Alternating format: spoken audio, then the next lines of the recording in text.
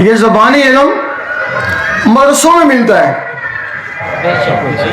شریعت مدرسوں میں ملتی ہے، مدرسے شہروں میں ہوتے ہیں، جنگلوں میں تو مدرسے نہیں ہوتے ہیں نا، تو پھر یہ لوگ جنگلوں میں کس مدرسے کے لیے چلے گئے؟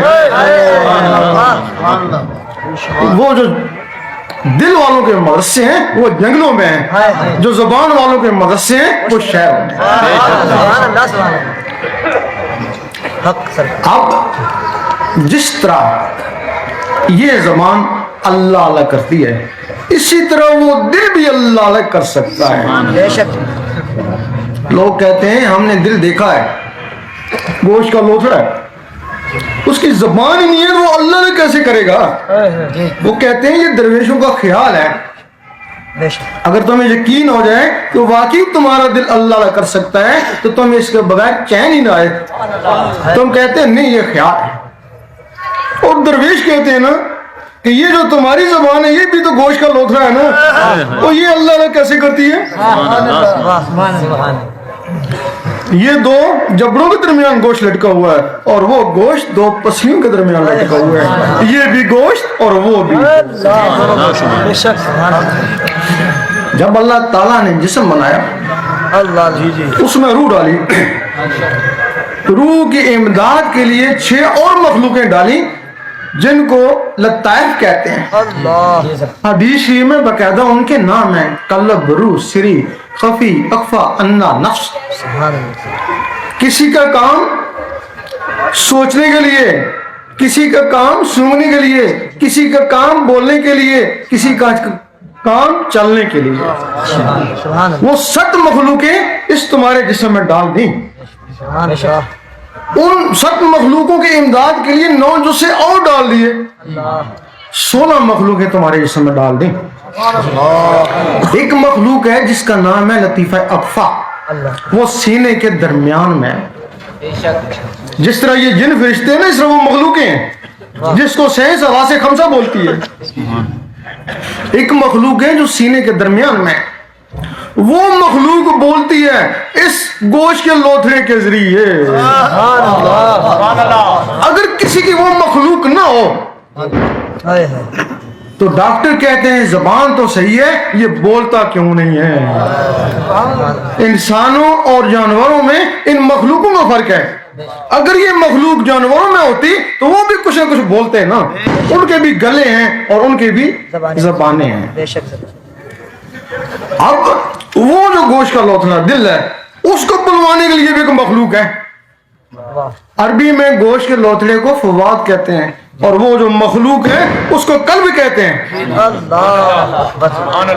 اس کو قلب کہتے ہیں۔ دل اور قلب میں فرق ہے۔ اب یہ جو مخلوق ہے یہ آزاد ہے اور وہ جو قلب ہے 1,80,000 جالوں کے اندر بند ہے۔ اگر کوئی اس کو بھی جگا لے، آزاد کرا لے، تو جس طرح یہ زبان اللہ اللہ کرتی ہے اسی طرح وہ گوشت کا لوتھڑا دل بھی اللہ اللہ کرتا ہے۔ اب وہ آزاد کیسے ہو؟ اگر کسی شخص نے، کوئی شخص انڈے کی خاصیت سے بے خبر ہو، اسے کہا جائے یہ ہوا میں اڑے گا، یہ چوں چوں کرے گا، وہ کہے گا تو غلط کہتا ہے، نہ اس کی ٹانگیں ہیں نہ زبان نہ پر ہے، تو کہتا ہے یہ ہوا میں اڑے گا۔ اس کا نام بیضہ ہے، تمہارے اندر بیضہ ناسوتی ہے، اس میں ایک چوزا بند ہے اور اس میں ایک فرشتہ بند ہے۔ اس کو زہری گرمی کی ضرورت ہے، اس کو اللہ کی ضربوں کی ضرورت ہے، اس کو مرغی چاہیے اور اس کو مرشد چاہیے۔ مرغی کیا کرے گی؟ اس کے حساب سے اس کو گرمی پہنچائے گی، جب دیکھے گی کہ ہیٹ زیادہ پکڑ گیا تو اٹھ کے چلی جائے گی، اور مرشد اس کے سینے کے حساب سے اس میں اللہ کا نور پہنچائے گا۔ اب اس کی مرضی ہے نظروں سے پہنچائے، سینے سے سینہ ملا کے پہنچائے یا ذکورت کے ذریعے پہنچائے۔ جب وہ انڈا پھٹے گا اس میں سے ایک چوزا نکلے گا، بغیر سیکھے سکھائے چوں چوں چوں کرے گا۔ کیوں؟ چوں چوں اس کی فطرت ہے۔ اور جب یہ پھٹے گا تو اس میں سے ایک فرشتہ نکلے گا اور بغیر سیکھے سکھائے اللہ اللہ اللہ کرے گا. اس وقت تم اللہ اللہ نہیں کرے, وہ جو تمہارے اندر چیز ہے وہ اللہ اللہ کری ہے نا. اب تم اس کے استاد ہو گئے. تمہاری تسبیح یہ ہے جو بازاروں میں ملتی ہے, اور اس کی جو تسبیح ہے وہ تمہارے اندر ہے, وہ جو ٹک ٹک کرتی ہے.